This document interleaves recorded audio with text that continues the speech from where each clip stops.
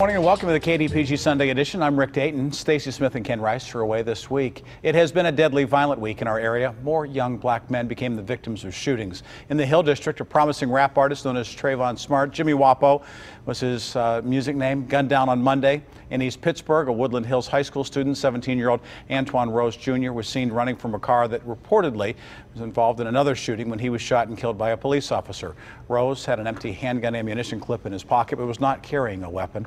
A large protest in downtown Pittsburgh on Thursday followed by another Thursday evening outside East Pittsburgh Police Station. The crowd grew bigger. It assembled on Route 30, eventually moving to the Parkway East, where it shut down both directions for hours.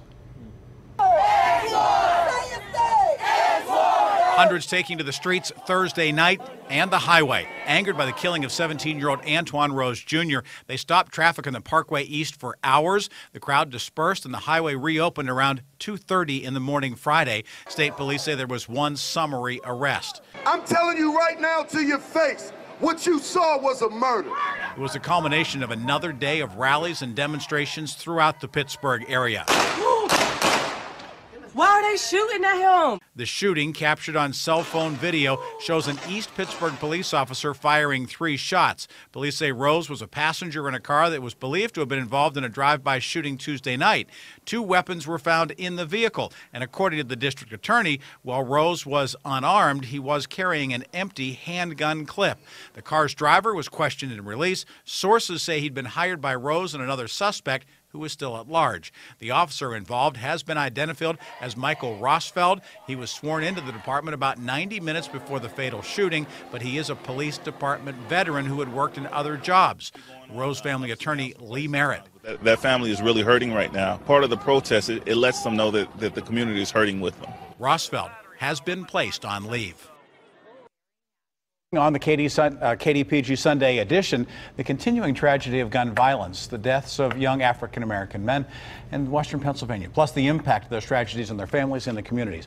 Later in the broadcast, we will speak with the Assistant Superintendent of the Woodland Hills School District, where Antoine Rose was a student, as well as a pastor whose son was killed in 2010, who is trying to help others keep his son's memory alive. First, though, we begin with 3 men who are addressing the East Pittsburgh police-involved shooting death of Antoine Rose. Lee Merritt is a Philadelphia civil rights attorney with the Merritt Law Firm. He's representing Antoine Rose's family. Fred Rabner, counsel for the Rose family from Rabner Law Offices, and Tim Stevens, chairman and CEO of the Black Political Empowerment Project, or BPEP, longtime Pittsburgh civil rights activist. Also joining me is the executive editor. David Shribman is away this week, so you're not David. I'm you're not. John. I'm not, but I'll do. John Allison is with us from the editorial page editor of the Post-Gazette as we begin this morning's discussion. Gentlemen, thank you very much for being here for the important topic. Thanks for having us. As we begin, let's start with reaction to what we saw Thursday night with a very busy highway, an interstate that is a main thoroughfare for Pittsburgh, being closed down. What was the reaction from the family when they saw how people reacted? The family is extremely grateful that the community is standing with them. You know, I walked through this with a lot of families, and it's the silence from the community, the silence from political leaders, the silence from the general public that continues to injure the family, to say as if their child's life didn't mean anything at all. But Antoine was something special to this community, and it's proven not only through his life, but in the aftermath of what happened to him. Mr. Rabner, what are you seeing in terms of reaction here in Pittsburgh, and are you surprised by anything you have seen? I'm very pleased to see the action. I'm very pleased to see movement because, as I was telling both Tim and also with respect to the case with Leon Ford, what was so sad sometimes is that silence. Leon had to do so much of informing and advising and inspiring people to stand up about this issue, and here it seems the city is finally awakened, and it seems that there's an ignition, and we were talking about that this issue requires that in order for change to occur. And just to echo what my co-counsel was saying, I spoke to Michelle, that's Antoine's mom, this morning, and she is so lifted up by seeing this. She has been inside and hunkered down mourning and not even coming out to see the light of day in a house dress. And for her to turn on the news and to see people, it gave chills up and down her spine. And she called me tearfully this morning and said, I am so lifted up spiritually by what people are doing. And that's what we do this for. That's why we do this work. Wonderful. Tim Stevens is with us as well. Tim, I know that you had made mention in terms of a press conference earlier this week that was held on Thursday with BPEP asking the Attorney General, Josh Shapiro, to look into this as doing the investigation rather than the local district attorney's office. You have already heard back from the Attorney General as well as the district attorney's office. Later that same What day. have you heard? I was glad to hear that he responded within hours. We emailed him in the late afternoon Thursday, and we also put a hard copy in the mail, but he responded personally and said that he was very concerned, was the word he used. He said, "My hands are tied, but I am willing to assist or willing to accept the case if the local jurisdiction allows me to do so." In other words, now we from the Black Political Empowerment Project for years have been advocating for what we call the Due Process Act, which means in the case of a death at the hands of police officials or corrections officers, it immediately goes to the Attorney General's office. At the moment, it can be done, but it has to be done at the acceptance of the local DA. Our law means it's automatic. So the good news is the Attorney General is willing to either assist or take on this case. Also, the good news is some time ago, I believe over a year ago, we requested the DA to support the Due Process Act.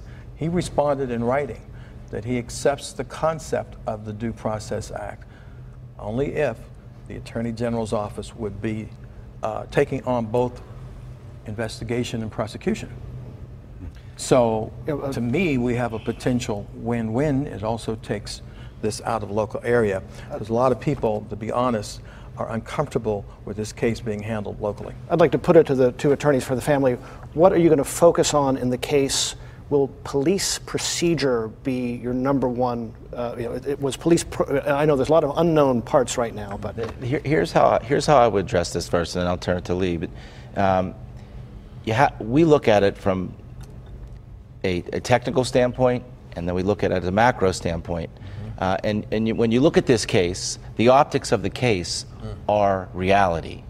The optics of their case are, if you take the snapshot, you have an officer who's standing in a position where he's in a felony car stop protocol, where he's adjacent to the open door, probably giving commands. The vehicle hasn't been searched. They don't know what's inside the vehicle, and an individual's running. He shoots him in the back. So no matter what the eventual facts, three times, and quickly, within a second or two, and he's in no risk of harm. He's 20, 30 feet away from the actor. The actor's running away, clearly with nothing in his hands. No matter what we eventually learn about the facts of this case, it's never going to make that action okay. So when we look at that snapshot, it doesn't. Nothing we're going to learn about the inside of that car, scouring through the decedent's pockets to find a clip, that's called justification. That's someone trying to justify an action that was improper. In Leon Ford's situation, they did the same thing. They tried to find phones and then say, well, those phones could have been a gun, this or that. But the reality is, it's a snapshot that the law states that we're looking at the officer's mindset at the time that the action's taken. And if at the time of the action's taken it's unreasonable, and in this case, there'd be hard-pressed to find a factual scenario that would then make that reasonable action. And so there's going to be a lot of focuses, and our focuses may shift over time. But right now, we're having a hard time finding a counterproposal. And what people like Lee and I do is we try to find counterpoints and argue them against one another because we don't want to be caught surprised. we haven't said, this is being taped on Friday morning, and the officer hasn't said anything yet, so there could be a gap here. Lee, what sorts of comparisons are you able to draw to other cases that you've seen, whether it's caseload here in Pennsylvania or other places? Are there cases that are similar to this? Yeah, for me, this actually rings out two cases that I'm currently dealing with. One we just picked a jury for in Dallas County in a criminal indictment of an officer named Roy Oliver. Roy Oliver shot a young man leaving a house party, a 15-year-old Jordan Edwards. He was in a car, he was driving away, and this is in Balch Springs, Texas. But he was in a car, he was driving away, and this officer decided that he was evading and he took a high-powered rifle and shot rounds into that car, striking this young man in the head. And it's a similar set of facts. There had been gunshots that he heard recently, and in his mind, he decided those gunshots probably came from that car. And you know what? Later, they found gun residue on Jordan Edwards' hands. And so there was evidence to say, hey, maybe this kid was involved in a felony and was fleeing. And so maybe the use of deadly force was appropriate here. And those are the kind of shots that officers have to call in the moment. Well, he was completely wrong in this case, and he had he had made quick leaps in his mind. No one was in danger.